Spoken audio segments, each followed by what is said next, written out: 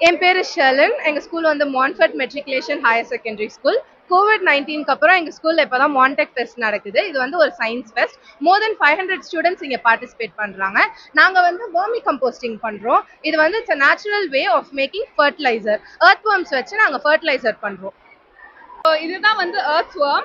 இந்த earthworm என்ன பண்ணுன்னா டாப் லேயர்ல இருக்கும். இதுல இங்க வந்து நம்ம any kind of organic waste போடலாம், வெஜிடபிள் வேஸ்ட்லாம் போட்டோம்னா இந்த earthworm அதை சாப்பிட்டு ஹியூமஸா ஆக்கும். இது this humus is very useful for soil.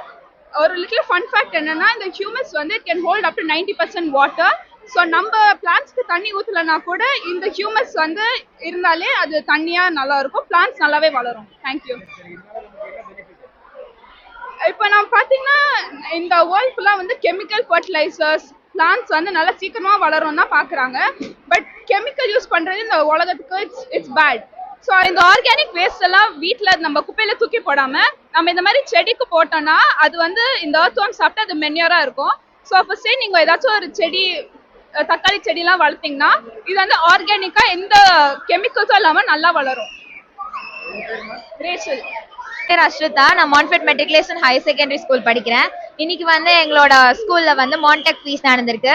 Chief guest வந்து ஜட்ஜஸ் வந்து பார்த்து எங்களோட நாங்கள் இங்கே மோர் தென் 500 to 600 ஸ்டூடெண்ட்ஸ் இருக்காங்க. எல்லாருமே ஒரு ஒரு டாபிக்ல ப்ராஜெக்ட் பண்ணி எக்ஸ்பிளைன் பண்ணியிருக்காங்க. இன்னைக்கு நான் பண்ணியிருக்க ப்ராஜெக்ட் வந்து எக்ஸ்கிரீட்டரி சிஸ்டம், அதாவது எப்படி நம்ம யூரின் ஃபார்ம் ஆகி எக்ஸ்கிரீட் ஆகுது அப்படின்றத பற்றி தான் இன்னைக்கு வந்து சொல்ல போகிறோம். அதை நான் இங்கே எக்ஸ்பிளைன் பண்ணி காமிக்கிறேன்.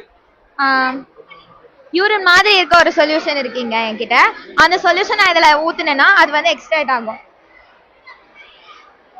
இங்க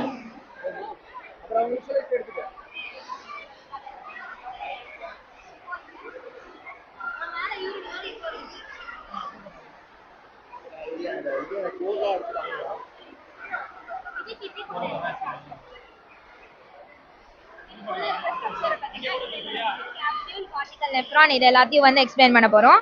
இது மேல இருக்க கேப்சூல் வந்து ப்ரொடெக்டிவ் லேயர். நெக்ஸ்ட் வந்து நெப்ரான் வந்து functional unit of kidney. Next வந்து நம்ம கிட்ட ரீனல் பிரமிட்ஸ் இருக்கு. அதுல ஃபுல்லா வந்து பிளட் வெசல்ஸ் இருக்கும். அது மூலமா தான் உள்ள இருக்கிற எல்லா விதமான சர்க்குலேஷன் நடக்கும். தேங்க்யூ.